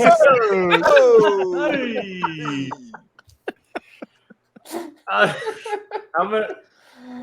Oh God, how many viewers are we at now? Did we lose all of them? Did I lose them all right there? I'm sorry. Are we in single digits yet? I will say when I saw the picture of you next with your dad, I'm like, man, his mother must be extremely tall. That was like the only guess I had, dude. Because I was like, how? Now I'm like the freak of nature in my family. I'm taller than everybody in my family. So fair enough. Oh man. Chris, listen, I was on the Burkamp Wonderland with the excellent podfather to Mike and I. And I was doing my predictions and I predicted Spurs to finish 7th. And I hate the fact that they're playing relatively well right now, but I have to believe that the laws of averages will bring them back down. I take what Kelly says as far as Man United, for better or worse, managed to get up there, and I think they're going to do a lot of beating small teams type of thing. They Ten Hag. I've said this multiple times on not the other Arsenal podcast that he plays a weak, ugly, defensive, shitty football against anybody in the top 4. But I think that type of football is going to be good enough to beat somebody that's, like the Forests of the world. And I want to freak you, Magic. So I do think that they're going to climb the table, and because of that, so I'm going to kind of take the cowards here. I'm not going to say they're going to finish above both. I'm going to say they're going to finish above Chelsea and below United, because I just don't see Pochettino turning that shit around, to be completely honest. My favorite part of this international break, and I think this is when it popped up, is when somebody, I think it was international break, when somebody asked him about a Chelsea player. Yes. And he didn't know who the fuck that the reporter was talking about. Yeah. Oh my God, that's amazing. Dude, that is... He doesn't even know. I couldn't stop laughing at that. Please, what player? Is it somebody he should know about? I can't remember who it was, but I do remember the interview. Just put in Pochettino doesn't know player. I believe it was Star. Oh, this is Sarr. Yes. Yeah, it was Malang him. Sarr, you're right. Yeah, Malang Sarr or Jamie Cumming. Which I didn't know Jamie Cumming was on Chelsea either, but No, I don't know how they managed to spend $1 billion. I think you're reading your OnlyFans window, Mike. Yeah, he might have. Pochettino might have over. thought. Pochettino might have thought, "Oh shit, they found my OnlyFans subscription." I'll just play stupid. I don't know what he's talking about. And speaking of Chelsea, it's actually amazing how you look at their bench and you're like, who are these people? Yeah, it's crazy. I don't know who any of these people are. So it's kind of amazing in that sense. So let's have at it. And was that me or was that Mikey? Oh, there he goes. There It was Jamie Cummings. Look at that, dude. Who is Jamie? It's spelled that way too. Yeah, Jesus dude. I think I've seen that name, but in an entirely different website. Not sure if I could disclose that right now. No. Do you know what position that guy plays? Please stop. Come on. Just what position does he play? He doesn't have one. He's all over the place. Well played. Just sets it up and just fucking mashes it. I guess. I'll go. I love laughing at my own jokes. Hey, I'll go back. I'll go back to this when Jamie Cummings comes into the room.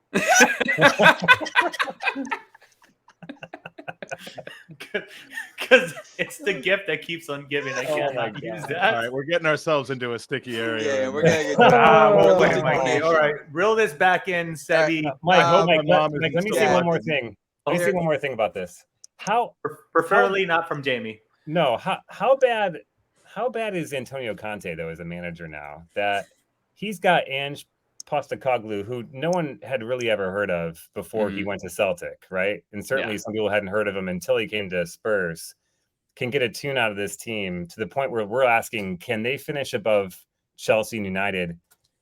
But Antonio Conte, right, like Champions League winner, Premier League winner, yada yada yada, like basically burn the entire squad down in post-match interviews. It's astounding to me how many really good managers, at least historically, have come to Spurs and failed. And then you got this Australian guy. They finally stumbled on a good one though. I agree. I think he's a good coach, but like, if you had told me this 5 years ago that this is going to happen, who would have believed me? No one would have believed me. I think we need to be careful. James Maddison is a hard sneeze away from his hamstring popping, and they are fucked because everything goes. Yeah, I agree too. Sneeze harder, James. But like he has been injured for huge chunks of a lot of seasons, and he was very, very important with Leicester too. So I think Spurs are starting well. Son has basically not been able to finish a sentence for the last like 3 years, and he just had a hat trick, and now we're talking about him again as one of the best strikers in the Premier League.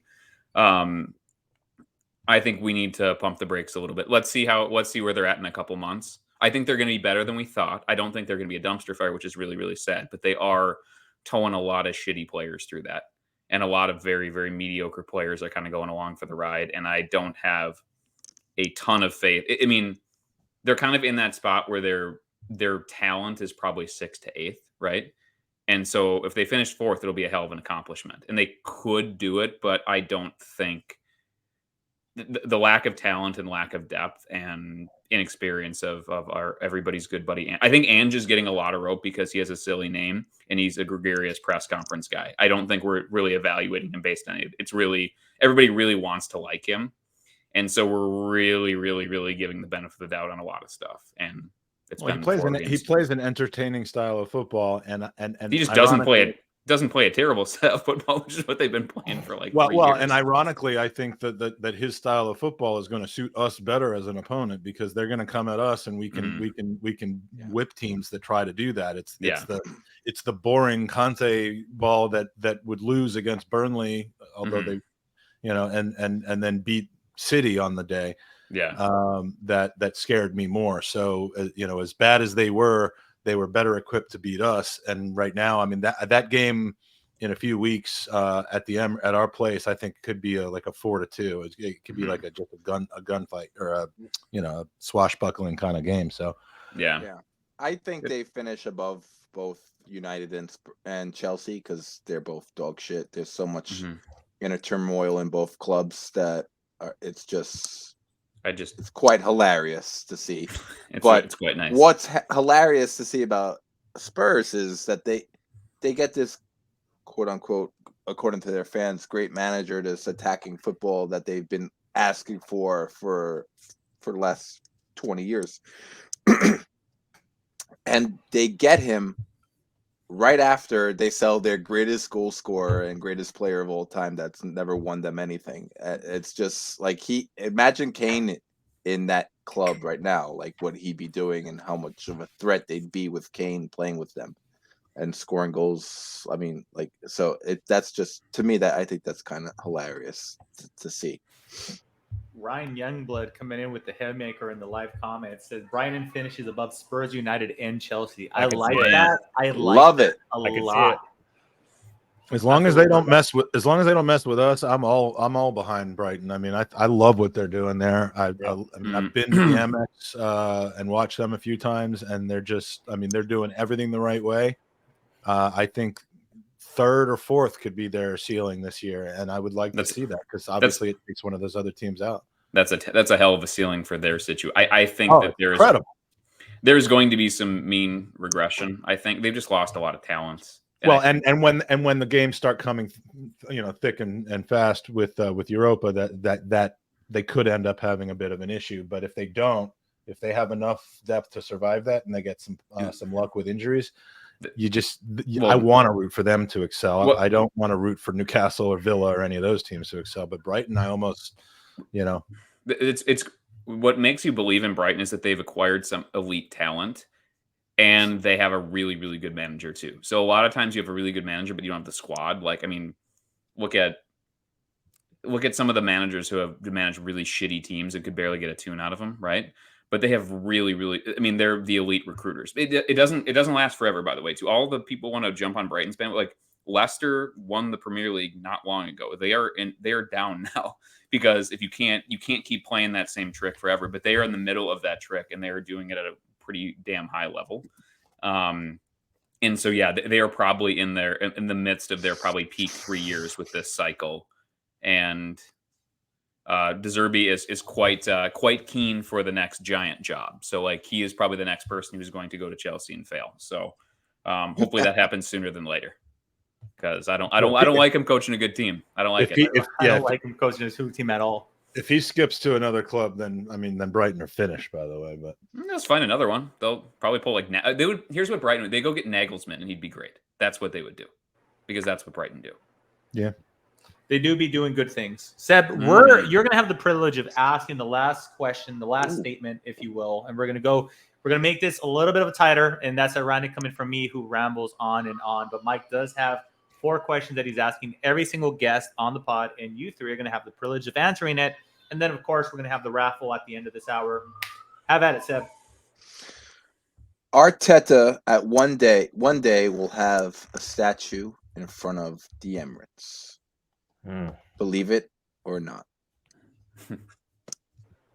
I'll say disagree, and the reason is because of global warming. The Earth is going to end before it'll be at least 20, 25 years before you could have a statue at the Emirates, and we'll all be dead by then. Fucking A. I'm going to live through it. Magic, I'm going to live through it. You guys will all be dead. I'll still be alive somewhere. I live in the coldest. I live in the coldest part of the world. Yeah, he's going to have beachfront cans of food that are. He'll have beachfront property by then. I know. Just take it. I don't know if Arsenal will be around. We'll be take a peek at Wisconsin Bay to my east there. Arsenal will be 30 feet on the water, but sure. Yeah, I'll say disagree as well. I think he might have a mural. He might have a stand named after him. I don't know. He's going to get some sort of. I think he's going to be good enough to get some sort of recognition. But I think than a statue. Well, maybe. I mean, it took forever for Arsenal to get one, and Herbert Chapman doesn't have one. He has a bust inside of Arsenal, but he doesn't have a whole statue. I mean, he has a statue in front of the stadium. Herbert Chapman? No, he has a bust in Highbury, though. In the Highbury, yeah, he has a bust in my lobby. And exactly, lobby. I'm going to disagree, but I think he's going to get some sort of honorary something. It just won't be a statue. I disagree too. My concern is that he has ties to Barcelona, PSG, and Manchester City. That's my concern. Everton and Rangers. Rangers. Mikey? Everton's going to be in League Two in about a half decade. So Real Sociedad and look, I do believe he's going to be here for over 10 years. Yeah. And because of that, I do think he's going to win some silverware. So he's going to be our Klopp. Yeah, this is extremely future casting, but I could see it happening because what he's doing, the way he's changing the entire club since his arrival, he's up there, almost up there with how radical the change was with Chapman and with Arsene Wenger. So future casting here, we're like 20 years into the future, but I can see him, even if he left the club with all the good ties that he had with Barcelona, Real Sociedad, and PSG, I think he's going to be leaving Arsenal. If he does leave Arsenal, is to be in very, very good terms. Yeah. So that's my. I'm gonna agree with it, Seb. Mikey, the floor is yours. Thank you. First of all, really, really quick, I'm going to put this up. Tom Sable sent this to me. These are the away kits in the Premier League this year. They're all pretty shit. I mean, is ours the worst one in that group, or is Manchester United's that they wore the other day worse? Or who's the one with the green? Oh, that's Liverpool. That's Liverpool. I don't particularly like Bournemouth much. Dude, Palace is elite. Have elite kits and branding. Palace, all their shit looks so good. Why? Aren't they Macron? I don't know. Fulham's looks pretty dope. I like Luton. Luton Towns is pretty nice. Hey, Sebby, have you seen their stadium? Oh, yeah. Yes, it's amazing. Hey, can you believe that you can see the laundry of the neighbors from God? They've talked about that so fucking much. I know that they were chanting like yeah. We see you in the bathroom or something. Chanting, like we see you in the bath. We see you in the bath.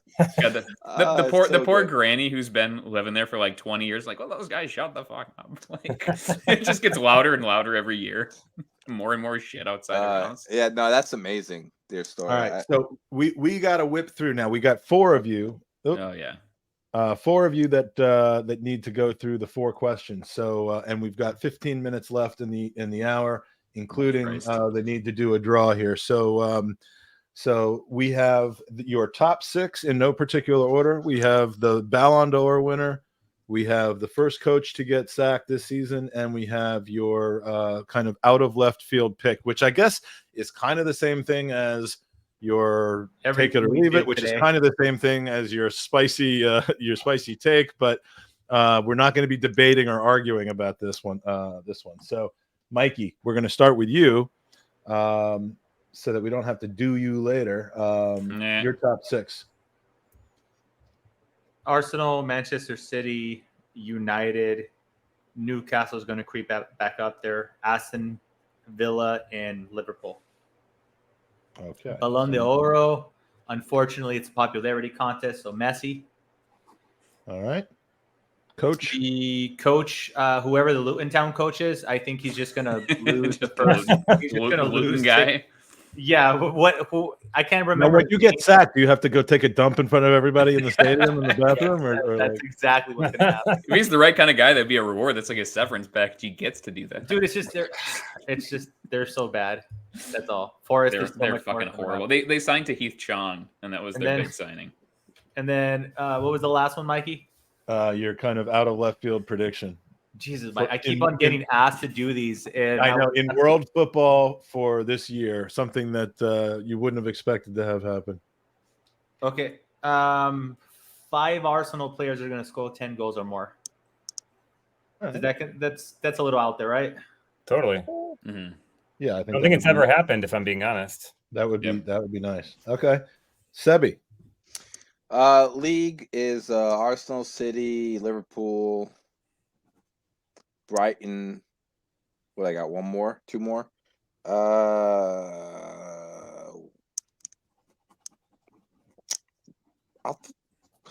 Don't say West Ham. Please, God, don't say that. Yeah, but I he wants to say, just say West Ham. West Ham and Newcastle. Wow. Okay. I think United and Chelsea are completely kaput. Okay. I love it. Your Ballon d'Or winner. It's getting worse. It's gonna be Messi, and it's just sickening that it's gonna be him. I don't want it to be him, but it's gonna be him. All right. First One manager to get sacked and get sent to the toilet in front of everyone? Eric Ten Hag. I think I Love think that'd be amazing. The wheels are falling off over there. It's just I love every single second of their misery. I've All waited for this for so long, and it's finally here, and I'm going to enjoy it. I'm going to sip it like a fine wine. They took a step away from football, and still they're getting bashed. You'll It's love so it. funny. We've had two guests on today. I think was it Clive and Henry Winter that are like and Akil I think that are like, I just can't get involved with with coming up with something that's going to have such a negative impact on somebody's life. Now- and meanwhile, and then on the other side of thing, we have Sebby going, Uh. I'm going to drink the tears of his grandfather. Yes. I'm going to boil pasta in the tears of Ten Hag. Already salted. Okay. And is that your outlandish prediction that you're My outlandish prediction is that we will not give up another 30-second goal or 15-second goal. Hell, 1 minute goal for the rest of the season. We will not do that. Pray to God. Everton. Now when it 1 happens, minute, I'm gonna 20 seconds. That's When it a happens, very I'm bold in. prediction. Jordan Pickford is going to score a goal in 4 seconds of the game. From a clearance. I'm not going to fucking blame those. So you're not predicting that Jamie Cumming is going to explode onto the scene and save Chelsea's season? Oh, poor Jamie Cumming. He's All having right. a good time though. Chris. Oh man. Okay. Arsenal, City, Liverpool. I got 2 surprises here. Spurs, which isn't one of the surprise. Well, yeah, maybe they're one of the surprises. Brighton, and I think Brentford. I love what Brentford and Brighton are both doing, and that's more of a heart over head thing. But I would love to see that happen. Not the first person to pick Brentford. I think Interesting. We had one earlier that picked Brentford as well. So yeah, it was Elliot actually. Oh well, never mind. That's not going to happen. Let me know when Clive says something. Yeah. Just copy and paste whatever Clive put on there for me. Yeah, I'll go with yeah. that. Do you want me to just copy that for you? Loud scribbling sounds. I'll have what he's having. Kristen, Yes. your does anyone call you? I mean, is it Christian or Chris? Or Christian either? is what I go by in my actual life, but these 3 bozos right here call me Chris, so it's fine. I call you What I call Christoph. him in the back channel. All right, Sea Dog. Ballon d'Or winner. It's Messi. I said it earlier. I think it's going to be him. They want him to win it, and he's scoring a goal a game. I just think that they're going to feel like they're compelled to give it to him. His Okay. PR is too good. The first coach to get sacked. Sean Dyche. Oh, Everton is just absolutely pathetic, and Will I be hope after we it's defeat them? Will he bookend his Everton career with games against Arsenal? That'd be amazing. That would be amazing. I would love it. Yeah. That would be poetic. And you're out of left field. Oh God, what was I gonna say? I'm gonna say Chelsea finished bottom half again. Wow. Okay. I love that. Because so much. you know I'm all about the Schadenfreude. I had to do Yep. that. Yeah, that's good. I like that. So I'll Kelly. drink to that. So my top 6 will be Manchester City, Arsenal, Liverpool, Manchester United, fucking Spurs, and Brighton. We'll say they pip at 6. Is that 6? That is 6. Okay. All right. And your Ballon d'Or winner? I'm just for sake of argument, I'm going to say Holland. I think it's going to be Messi too, but I think maybe people will actually look at the fucking stats and watch some football and not just go narrative street. I think it's going to be Messi, but for sake of argument, I'll say Holland. Okay. He should be running him. I mean, he should get it, but he should run him really close, even if they're stacking it for Messi. It should be. Yeah, for sure. First manager sack, I agree it's going to be Sean Dyche because Everton think they're not a small club. And Dyche is absolutely horrible. And he probably should have gotten fired in the offseason. They're terrible. So they're going to be thrashing ground and probably be on 3 managers by the time they finally go down, mercifully, this offseason. And then big surprise, I am going to say that there is going to be there's going to be an Arsenal player in the FIFA Pro World 11. So one of the best 11 popularity contest, best 11 players in the world. And I think that is going to be William Saliba.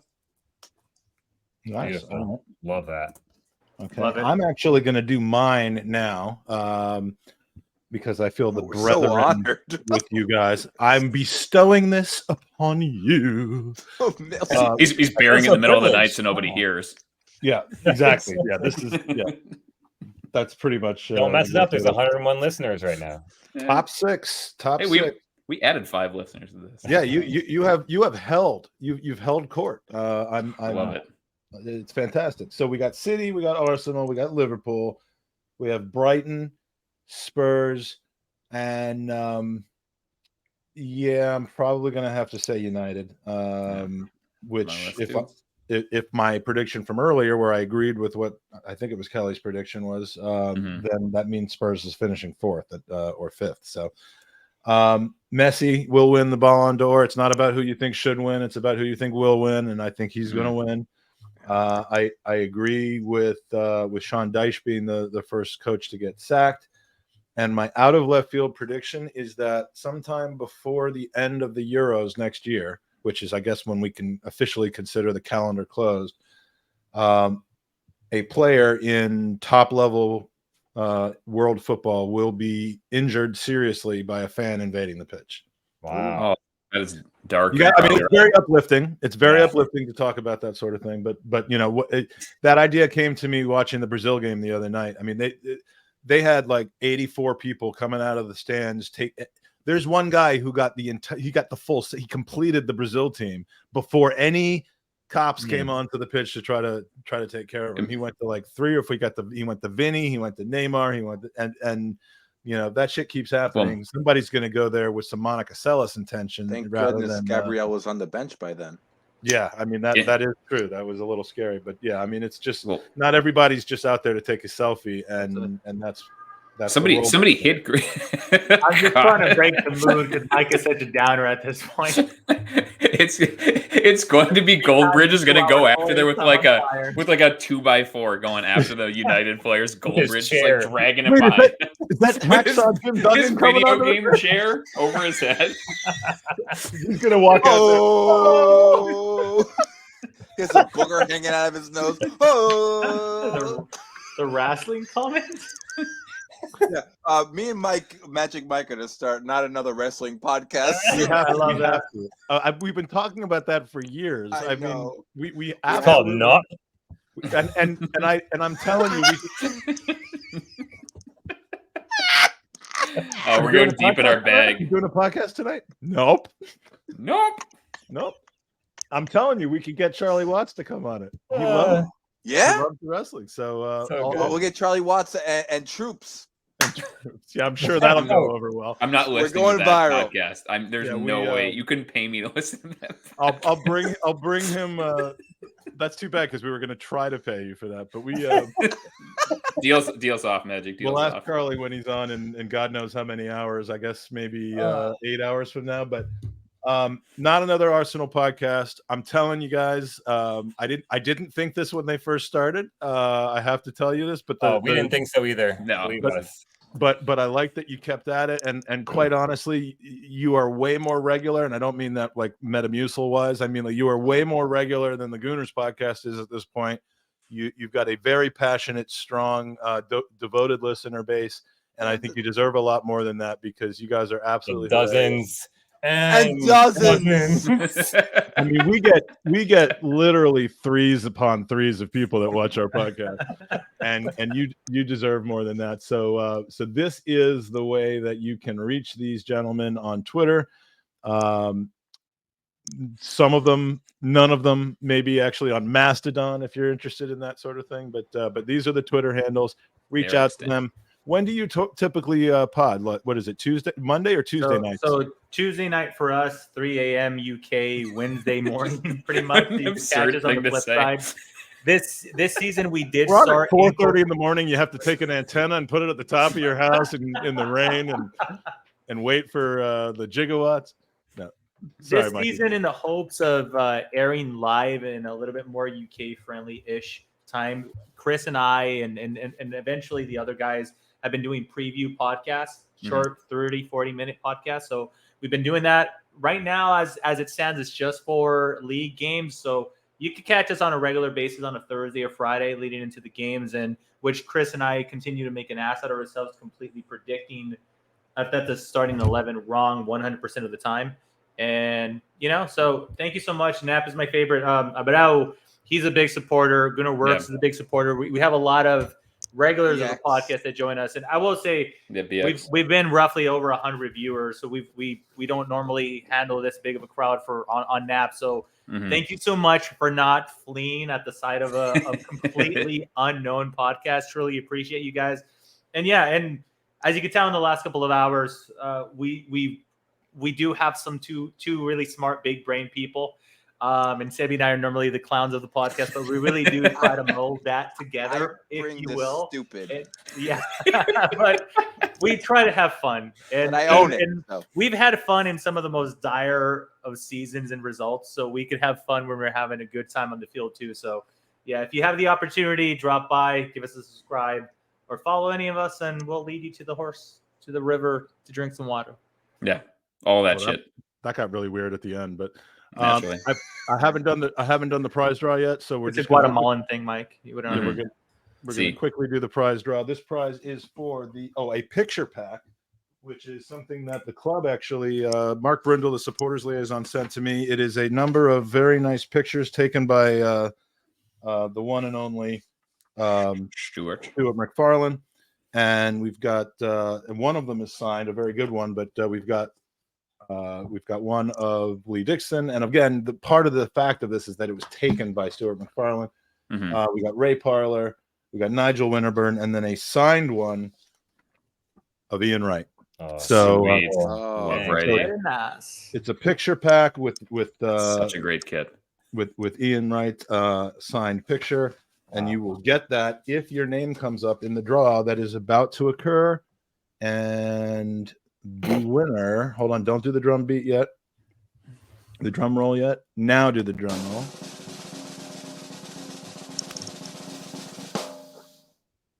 Now do it again. The winner. Love it. Tom Sable. All right. Tom is in the house. Hey, Tom. He's staying up late with us. Tom has won the picture pack. Wow. I can personally deliver that to him very, very soon. So awesome, Tom. You are still eligible for a second prize. I'll have you know. So you've got the pictures.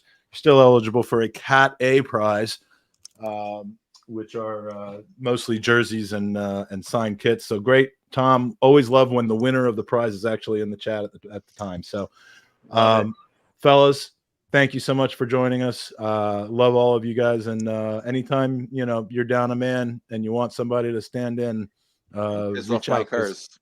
I always hit up Jared and ask him. You son of a bitch.